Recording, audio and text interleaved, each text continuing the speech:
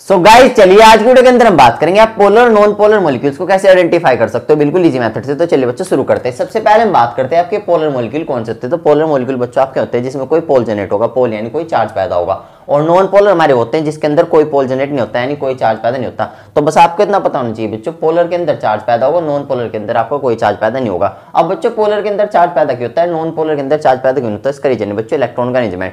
क्योंकि बच्चों polar molecules के अंदर क्या होता है, जो इलेक्ट्रॉन होते हैं आपके वो अनसिमेट्रिकली डिस्ट्रीब्यूट रहते हैं। इसका मतलब क्या है, इक्वली आपके इलेक्ट्रॉन बटे नहीं रहते, कहीं पे इलेक्ट्रॉन ज्यादा होते हैं, कहीं पे इलेक्ट्रॉन आपके क्या होते हैं, कम होते हैं। और आपसे बताया चार्ज आने का बस एक कारण होता है, वो आपका इलेक्ट्रॉन। जहां पे इलेक्ट्रॉन ज्यादा हो जाते हैं वहां पे आपका नेगेटिव चार्ज आता है, और जहां पे आपके इलेक्ट्रॉन कम होते हैं वहां पे आपका पॉजिटिव चार्ज आता है। तो यहाँ पे आप देख भी सकते हो, मैंने डायग्राम बना रखा, तो आपको यहाँ पे इलेक्ट्रॉन दिख रहे होंगे बराबर नहीं बटे। इस साइड इलेक्ट्रॉन आपको ज्यादा नजर आ रहे होंगे, तो इस साइड आपका क्या आ जाएगा, पार्शियल नेगेटिव चार्ज आएगा भाई, इधर इलेक्ट्रॉन ज्यादा हो गए, और इस साइड आपका क्या आ जाएगा, पार्शियल पॉजिटिव चार्ज, क्योंकि इस साइड के इलेक्ट्रॉन आपके कम है। तो यहाँ पे क्या बन गया, डाइपोल बन गया। डाइपोल का मतलब क्या है, दो इक्वल और अपोजिट चार्ज के सिस्टम को हम क्या बोलते हैं, डाइपोल बोलते हैं। और दूसरी तरफ अगर आप नॉन पोलर को देखोगे तो यहाँ पे आपको इलेक्ट्रॉन नजर आएंगे सिमेट्रिकली डिस्ट्रीब्यूट। सिमेट्रिकली मतलब बराबर बटे हैं, बिल्कुल हर जगह देखो इक्वली डिस्ट्रीब्यूट है, तो ना कहीं पॉजिटिव चार्ज आएगा ना कहीं क्या आएगा, नेगेटिव चार्ज आएगा। इसलिए आपके क्या नॉन पोलर या आपके पोलर। इसके बाद बच्चों हम कुछ क्वेश्चन करते हैं। सबसे पहला हमारा क्वेश्चन है एचएफ। तो यहाँ पे हमें आइडेंटिफाई करना है एचएफ हमारा क्या है, पोलर है या नॉन पोलर है। अगर ये क्वेश्चन आपने अच्छे से समझ लिया तो आपके साइड आउट क्लियर हो जाएंगे। तो एचएफ में आपको पता है भाई, हाइड्रोजन और फ्लोरीन के बीच में क्या होता है, सिंगल बॉन्ड होता है।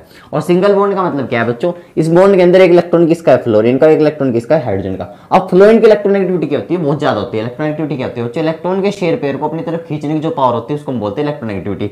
सबसे ज्यादा जो इलेक्ट्रोनेगेटिव एलिमेंट होते हैं आपके प्रेडिक्टेबल होते हैं आपके फ्लोरीन, ऑक्सीजन, नाइट्रोजन, ये सबसे ज्यादा इलेक्ट्रोनेगेटिव होते हैं। यानी इन पे से कोई भी इलेक्ट्रॉन नहीं खींच सकता, लेकिन ये सब पे से इलेक्ट्रॉन खींच सकते हैं। तो यहाँ पे जो इलेक्ट्रॉन का पेयर है ये आपका शेयर पेयर है, तो एक इलेक्ट्रॉन इसके अंदर हाइड्रोजन का, एक किसका है, फ्लोरीन का। तो इस इलेक्ट्रॉन के पेयर को ज्यादा अपनी तरफ कौन खींच के रखेगा, फ्लोरीन खींच के रखेगा। यानी इलेक्ट्रॉन किस तरफ शिफ्ट हो जाएंगे, इस तरफ शिफ्ट हो जाएंगे। तो जब इलेक्ट्रॉन इस तरफ शिफ्ट हो जाएंगे तो इस तरफ क्या आएगा, पार्शियल नेगेटिव चार्ज, इस तरफ आएगा आपका पार्शियल पॉजिटिव चार्ज। तो देखो कौन सिमेट्रिकल हो गया नहीं, यानी इलेक्ट्रॉन इस तरफ ज्यादा हो गए, तो आपका डाइपोल बन गया, दो इक्वल अपोजिट चार्ज पैदा हो गए, तो आपका कैसा हो गया, पोलर हो गया। तो यानी एचएफ आपका कैसा है, पोलर। ऐसे अगर हम बात करें एचसीएल की, तो एचसीएल में क्या होगा बच्चों, हाइड्रोजन और क्लोरीन के बीच में सिंगल बॉन्ड होगा। ऐसे इसके अंदर एक इलेक्ट्रॉन क्लोरीन का, एक किसका, हाइड्रोजन का। क्लोरीन की भी इलेक्ट्रोनेगेटिविटी बहुत ज्यादा होती है, यानी फ्लोरीन, क्लोरीन, ब्रोमीन, आयोडीन, ये सारे हैलोजन है, इनकी भी इलेक्ट्रोनेगेटिविटी बहुत ज्यादा होती है। तो यहाँ पे क्या होगा, क्लोरीन इलेक्ट्रॉन के पेयर को अपनी तरफ खींच के रखेगा, तो इलेक्ट्रॉन जब इस तरफ शिफ्ट होंगे, इस तरफ पार्शियल नेगेटिव, इस तरफ आपका पार्शियल पॉजिटिव, तो ये भी आपका कैसा होगा, पोलर होगा।